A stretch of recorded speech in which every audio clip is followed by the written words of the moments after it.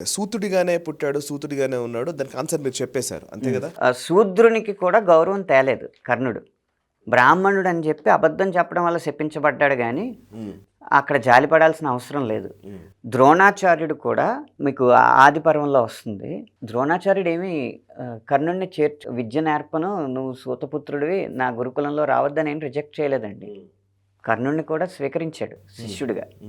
అయితే కర్ణుడికి అర్జునుడి మీద చూపిస్తున్న అవ్యాజమైన ప్రేమ చూసి అసూయ పుట్టి, అర్జునుడికే ఎందుకు నేర్పిస్తారు, నాకు బ్రహ్మాస్త్రం నాకు నేర్పండి అని అడుగుతాడు.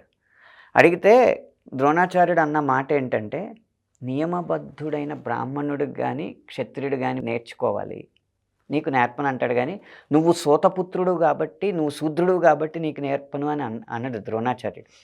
నువ్వు ఈ నియమాలన్నీ పాటించట్లేదు. బ్రహ్మచర్యం, రకరకాల నియమాలు ఉంటాయి, అవన్నీ అర్జునుడు పాటిస్తున్నాడు.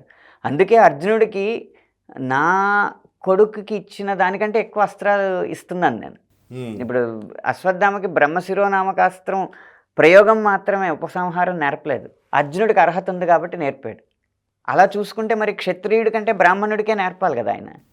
కుల వివక్ష ద్రోణాచార్యుడు ఏం చూపెట్టలేదు. ఒకవేళ శూద్రుడు అని చూపించాడు అన్న వర్తనను బట్టి అతన్ని శూద్రుడిగా తీసుకున్నాడేమో కానీ పుట్టుకను బట్టి తీసుకోలేదు. కర్ణుడి పుట్టుకని ఎవ్వరూ హేళన చేయలేదు.